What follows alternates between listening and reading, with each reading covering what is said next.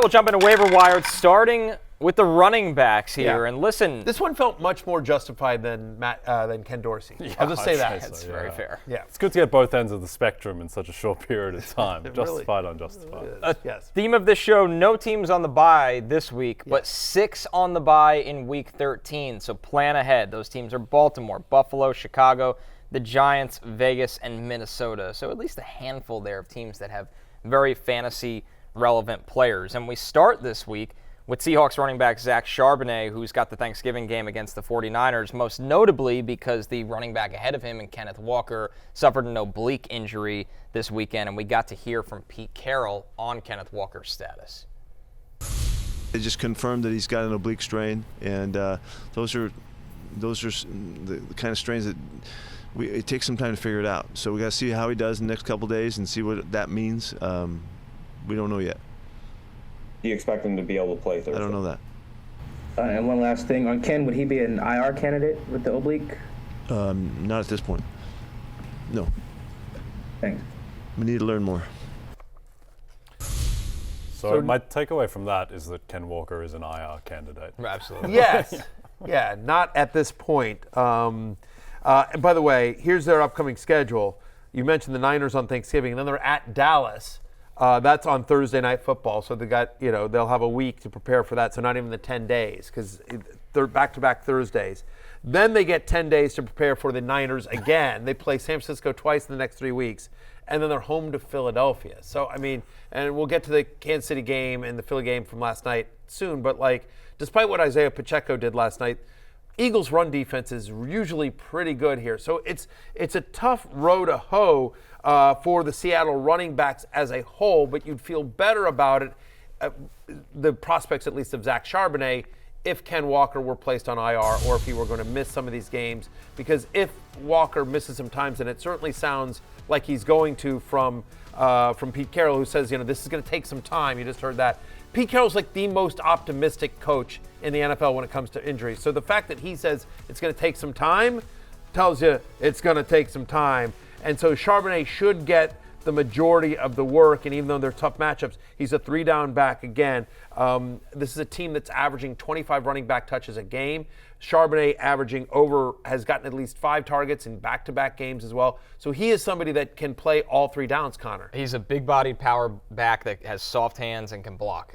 And you see the snap percentage drastically go up in the last 4 weeks. They trust him. So that's a really key point here, where he's going to be thrusted into their RB1 role. And I think his value, especially against San Francisco, is not as a runner. It's notably, can he catch you 5 to 6 passes and do something with them? And ultimately, I think he can. Yeah. And the good thing as well with Sharp, even though the schedule is brutal, Seahawks are still an above-average offense. They got the 12th best offense in football this year by EPA per play. So just when you're a workhorse, 3-down back on an above-average offense, doesn't really matter who you play in terms of making you viable as a starter. Yeah, he's definitely going to be, if not high-end flex-worthy or top. Again, we'll see how the rankings shake out. I'm going to be doing those tonight. But the other thing I'll say here is, you'd feel better about Charbonnet's prospects, not only if Walker were out, obviously, because there's no one else on the team that you really feel like somebody's going to take significant work, but also if Geno Smith plays. Yeah. He got hurt as well, but the reports out of Seattle are much more optimistic around Geno playing on Thursday than they were around Ken Walker.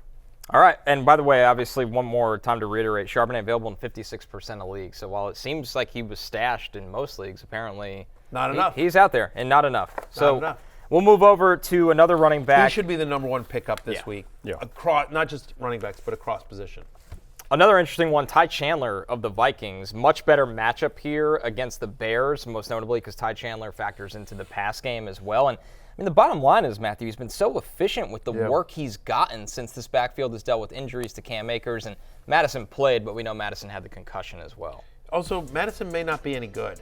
I think we answered that in week 3. He's been bad. He's averaging 3.7 yards per carry this season compared with 4.8 for Ty Chandler. Week 11, he had only 14 touches, but turned that into 110 total yards. He caught all 4 of his targets last week as well. So again, somebody who's has the ability for both between the tackles and as a pass catcher as well. So Chandler's starting to get some of the work that Cam Akers was getting before his injury.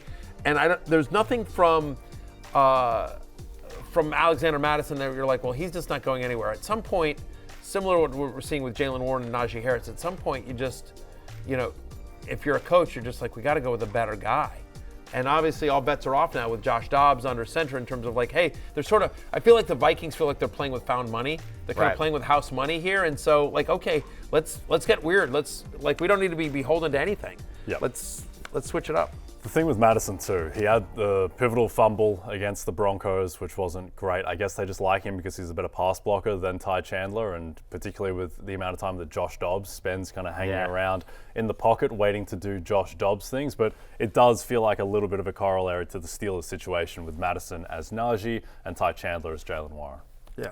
Our next one, Ezekiel Elliott, available in over 60% of leagues. He's got the Giants. That's why he makes the waiver wire candidate list here. He had a bye week in week 11, so hopefully fresh legs for Zeke here, Jay. And I would imagine a guy that against that Giants defense, you'd think he could fall into the end zone at some point. Yeah, very matchup dependent, and we'll see what happens with the New England quarterback situation as well, which is apparently there's 3 guys in the mix, which is not usual. Usually there's 2 guys in the mix, but it looks like there's 3 in this situation. But the thing with Zeke is that he looks better physically than he has in years, I think. And so he is playing a bit more explosive and offering a little bit in the passing game too, but I think he's very matchup dependent.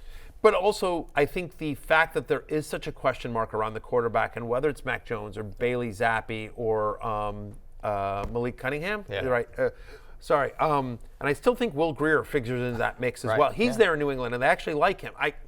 Maybe the solution to that quarterback conundrum is that they just never let them pass. And it's just who's going to get to hand off to Ramondre Stevenson and Ezekiel Elliott, and they just go massively run heavy there. He had 15 touches in week 10 prior to the bye. He had 88 yards from scrimmage. He had 4 red zone touches, 2 inside the 10-yard line in that game. And as you mentioned, Jay, it's a great matchup against the Giants, who have allowed 7 rushing touchdowns in just their past 3 games. So pretty good chance for Zeke to fall. I don't know what the odds are yet on him, anytime touchdown, but I'd take that bet. What a game, by the way. Patriots Giants, real blockbuster, not like the Super Bowls. Those 2 teams. It kind of is, though. It's the Caleb Williams Bowl. I was going to say. It's kind of the Drake May Bowl. Yeah, Colossal draft implications in this matchup. Okay. Colossal. So Which is a sick way to watch football in November, but this is the world we live in. Yes, this is the world we live in. Yeah. So one fan base will go away very disappointed they won the game. Yes. So that's actually correct. All right, there's a good chance that these 3 guys we went over are not available in your league. So how about some deeper league running back targets? Roshan Johnson has got the Vikings 80% available. Royce Freeman has got the Cardinals 83% available, and we'll go back to that one in a second because Sean McVay expects Kyron Williams to return on Sunday. Chiefs running back Jerick McKinnon, 71% available. Rico Dowdle on the Cowboys, 84% available against your Commanders. Jaguars running back Dearness Johnson at Houston. He's available in every single league. Yeah, real quickly, it feels like Dearness Johnson has overtaken Tank Bigsby for the backup to Travis Etienne there as well. We've talked about Dowdle as insurance for Tony Pollard. We'll talk about McKinnon more when we get into the Chiefs-Eagles game coming up later, but I do think there's the potential for usage down the stretch for McKinnon. And then, of course, Royce Freeman. Again, we expect Kyron Williams back, but how much work is he going to get in his first game back? But Freeman over Henderson after Kyron Williams. So Freeman might get some run even with Kyron Williams back. Jay, anybody on that list that you like that at least? And by the way, they play Arizona this week. Again, that is a run funnel defense.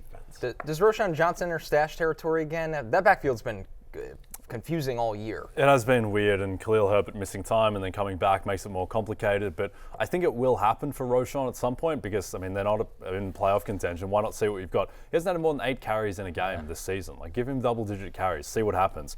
McKinnon is interesting as well just because we haven't seen anything from him yet, but we saw something from him in the second half of last season. So I think there is some upside there just because it feels like the Chiefs just have to do something for their offense that's different, and getting McKinnon involved would be more different and seemed to work last season. So that's another one, but I think Roshan of this group is the one with the most upside.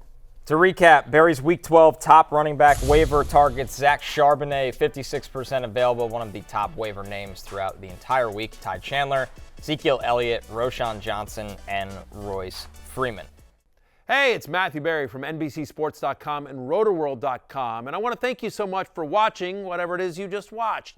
Or if nothing else, being too lazy to click out of the autoplay after this video started, after whatever it is you actually wanted to watch finished. But now that you're here, I'd like to take a moment here to ask you respectfully now, okay? I'm asking you respectfully to subscribe to the NFL on NBC YouTube channel. You'll get the latest Roto-World fantasy news headlines, all sorts of great shows, including my own Fantasy Football Happy Hour. So go subscribe now. Again, I'm asking respectfully.